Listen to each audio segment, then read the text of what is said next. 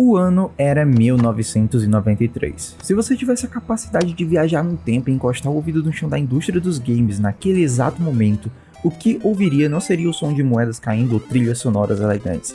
Você ouviria um aviso de terremoto. O mundo que conhecíamos, aquele universo seguro construído sobre sprites chapados e rolagens lateral, estava morrendo. O cheiro da obsolescência estava no ar. A guerra dos consoles estava em um impasse sangrento entre a Nintendo e a Sega, mas no horizonte, uma tempestade perfeita se formava. A Sony preparava o PlayStation, e a palavra de ordem era só polígonos. PlayStation is not a normal game system?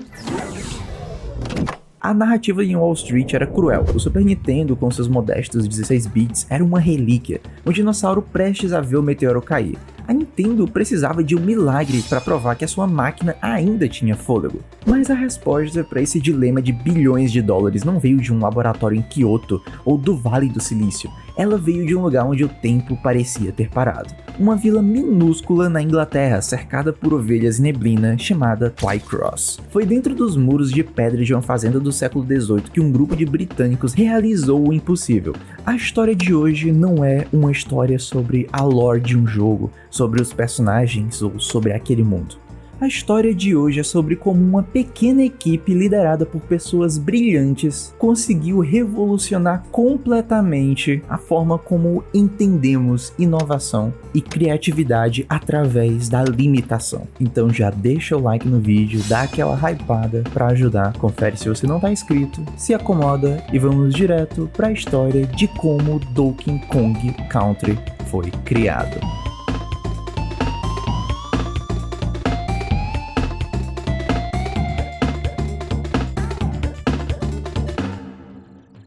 Para entender a loucura desse projeto, você precisa entender a Harryware. Eles não operavam como uma empresa normal, eles operavam como uma agência de inteligência da Guerra Fria. Imagina celeiros antigos com vigas de madeira expostas, mas recheados com a tecnologia mais cara do planeta. Foi nesse cenário rústico que os irmãos Stemper fizeram a aposta financeira mais arriscada da história da empresa. Eles ignoraram os kits de desenvolvimento da Nintendo e compraram estações de trabalho da Silicon Graphics Inc., as monstruosas SGI Challenge.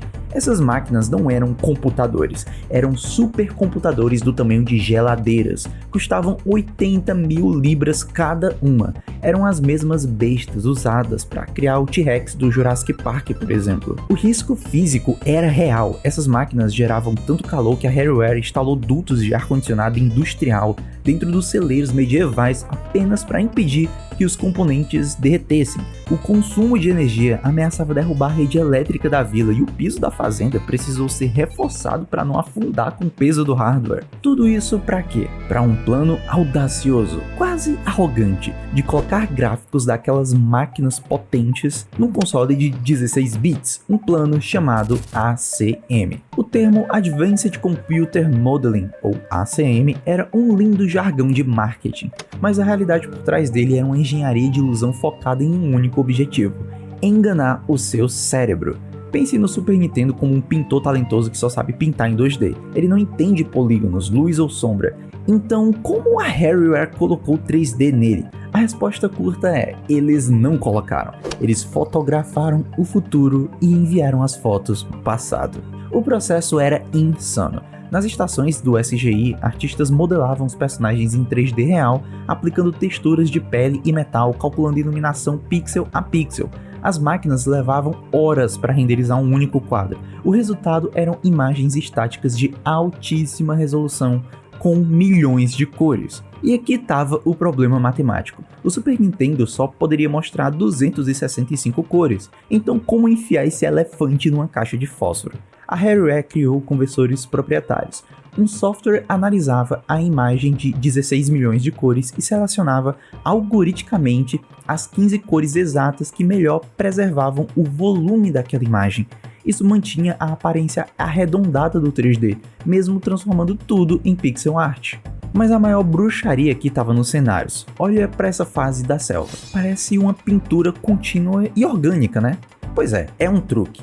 A Rare renderizava a selva inteira em 3D e usava um algoritmo para procurar repetições minúsculas. Se uma folha no canto superior fosse idêntica a uma do canto inferior, o jogo guardava o gráfico apenas uma vez e o referenciava 2 vezes. Era um quebra-cabeças digital caótico, onde as peças se repetiam milhares de vezes sem que o olho humano percebesse o padrão. E foi assim que eles criaram cenários que, teoricamente, deveriam ter explodido a memória do console. E enquanto a equipe visual lutava contra os limites da visão, um homem travava uma batalha solitária contra o silêncio.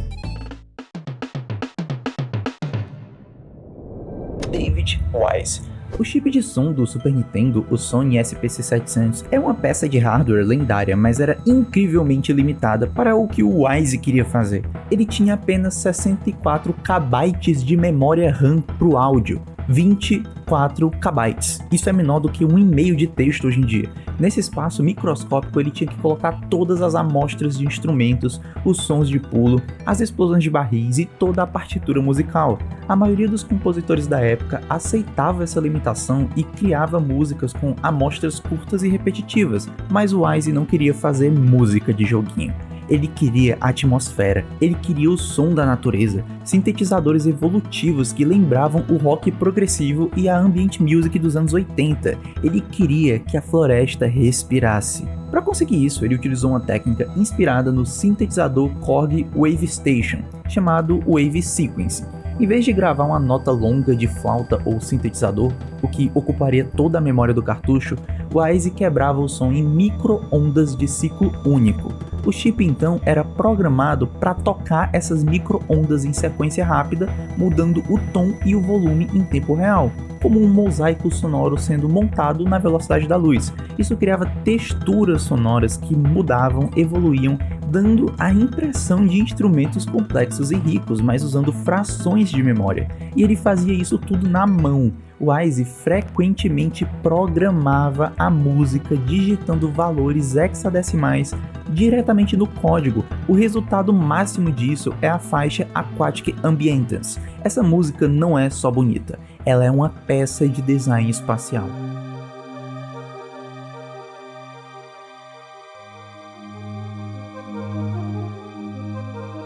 Usando o efeito de eco nativo do hardware do Super Nintendo e as texturas líquidas do Wave Sequencing, o Wise convenceu o cérebro dos jogadores de que eles estavam submersos. O som dava uma profundidade física, uma pressão de água, o que o gráfico 2D não conseguiria transmitir simplesmente sozinho.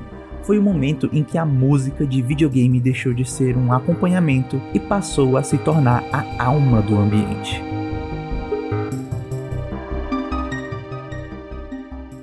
E agora que tínhamos o corpo gráfico e a alma sonora, faltava o coração. Como tudo isso seria jogado? Toda essa tecnologia seria um exercício de vaidade se o jogo não fosse divertido.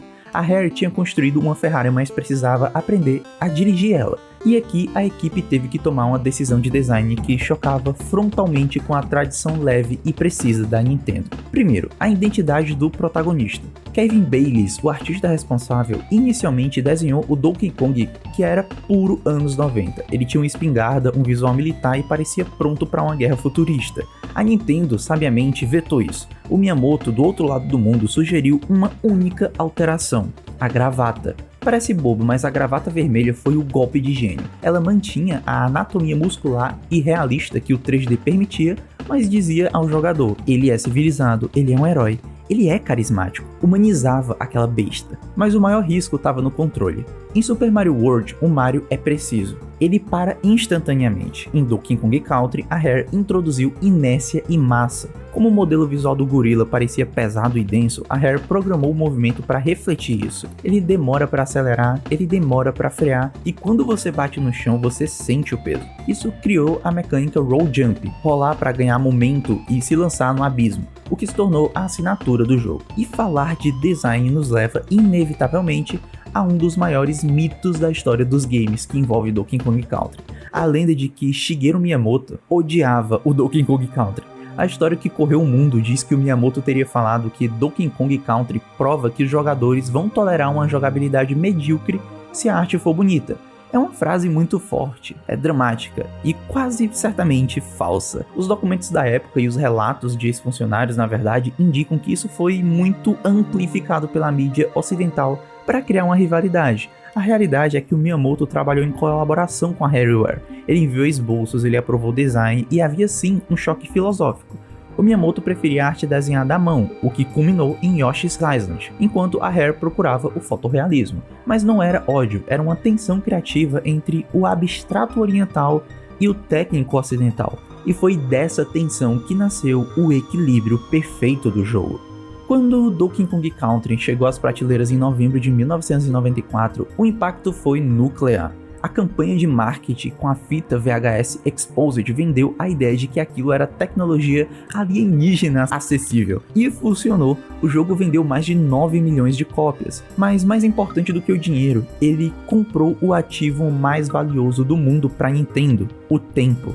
Ao olhar para o Donkey Kong Country, milhões de crianças e pais pensaram: por que eu preciso de um PlayStation ou um Sega Saturn de 32 bits se meu Super Nintendo consegue fazer isso? A Rare conseguiu estender a vida útil do Super Nintendo por mais 2 anos vitais, segurando as pontas até a chegada do Nintendo 64. O legado do Donkey Kong Country não é apenas visual, é uma lição de ambição. É a história de como restrições extremas, memória, processamento, tempo não limitaram a criatividade, mas impulsionaram ela. Eles pegaram supercomputadores de nível militar, máquinas feitas para simular clima e explosões, e usaram para criar um macaco de gravata correndo atrás de bananas numa floresta digital. E honestamente, essa talvez seja a melhor definição da magia dos jogos que eu consegui imaginar. Eu sou o Dev Narrador, muito obrigado a todos que chegaram até aqui, não se esqueçam de conferir se vocês não estão inscritos, e essa foi a história de como Donkey Kong Country foi criado. Até a próxima, e dá uma olhada nesse outro vídeo aqui, que eu sei que você vai curtir a história também.